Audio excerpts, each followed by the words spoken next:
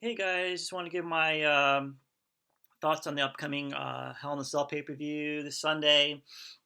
So I'm recording this on Wednesday. I know we still have SmackDown on Friday. Right now they only have announced 5 matches, so you can definitely tell that WWE does not really care about pay per views anymore.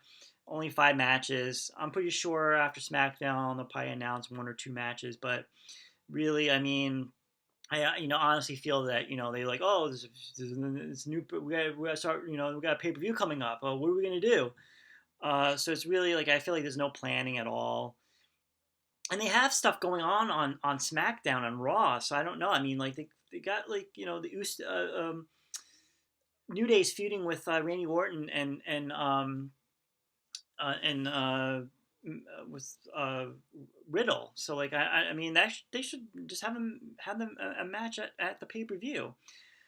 So we got Bobby Lashley defending the WWE Championship against Drew McIntyre in the Hell in a Cell. It's a last chance match for Drew McIntyre. So if he doesn't win, he can't challenge Bobby Lashley for the title anymore. So again with WWE booking, it's like rematch after rematch after rematch.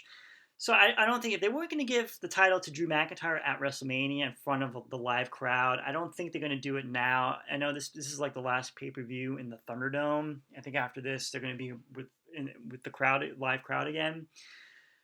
I just feel like a lot of people are going to be complaining that Drew McIntyre has been in the championship scene for so many like months, and it is true. I mean, either he's defending the title or he's challenging for the title.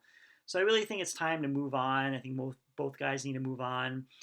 Again, I think you just really want to keep the title on Bobby Lashley, let him be like a strong champion and build like a baby face that can challenge for it.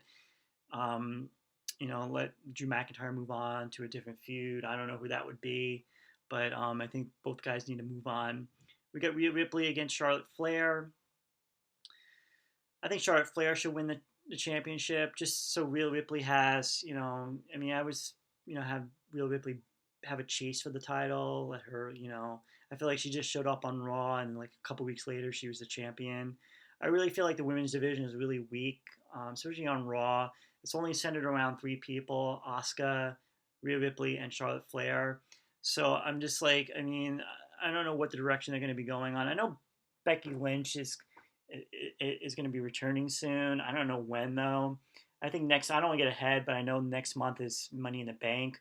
So I think it would be kind of cool if Becky Lynch wins the Money in the Bank women's match, and she has the briefcase, so she can appear on Raw and SmackDown.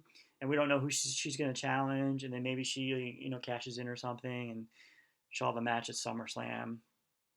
Uh, I just think Charlotte, I always like having a strong heel as champion, and I think that's because that not only that just helps build baby faces, kind of like her father Ric Flair when he was NWA champion back in the '80s.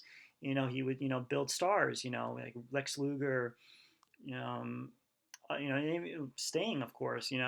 So I just think that I would rather have her as a strong champion, especially leading into. I mean, they want to really build SummerSlam up, so just have her be the champion going into SummerSlam.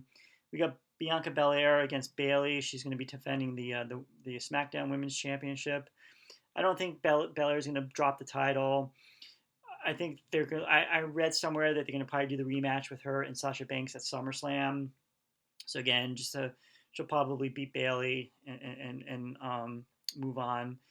Then we got Roman Reigns against Rey Mysterio in a Hell in a Cell match. Again, I don't think they're going to have Roman drop the title to Rey Mysterio. I know the plan that I'm reading about is for at SummerSlam is Roman Reigns against John Cena. I think that's going to be a really good match, and I'm really looking forward to how they're going to build that match. I'm assuming that they're going to have Cena. They'll start building this up in July, so probably they'll have Cena at a couple of SmackDowns to build this up. And we haven't seen Cena in forever, so I mean it's going to be something. Everybody used to be getting bored with Cena. We haven't seen him in like over a year, so it feels fresh again. And I think Roman is just going to destroy Rey Mysterio in this match. And then we have Alexa Bliss versus Shayna Baszler. I don't even know what they're doing with the Alexa Bliss character. I mean, I don't know, with the Fiend, if they're going to bring the Fiend back. We haven't seen him since SummerSlam. Who knows? But I mean, I can see Alexa, definitely. If you want to keep this character strong, that she's going to probably win the match, or uh, again, are we going to have an appearance by the Fiend? I don't know. I mean, it's so. I mean, I don't think they know what they're doing with the character, but she's kind of like taking over this the way. I don't know if they're gonna bring back Bray Wyatt or the Fiend. Creative has really dropped the ball with him. So that's the pay per view right now. I mean, looking at the matches, I mean, there's no match on here that I really want to see. I mean, Bobby Lashley versus Drew McIntyre, probably, because it will probably be a really good match, and you probably think, well, are they going to give it back to Drew McIntyre? So, I mean, that would probably, Rhea Ripley and Charlotte Flair, that would probably be a good match too, because that could go either way. Belair and Bayley, I mean, that's going to be a good match, but Belair is going to probably win the title, keep the title. She's not going to drop it.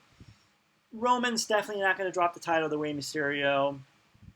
And I mean, one or two matches they're going to probably announce, but it looks like another lackluster pay per view by WWE. But we'll see what happens.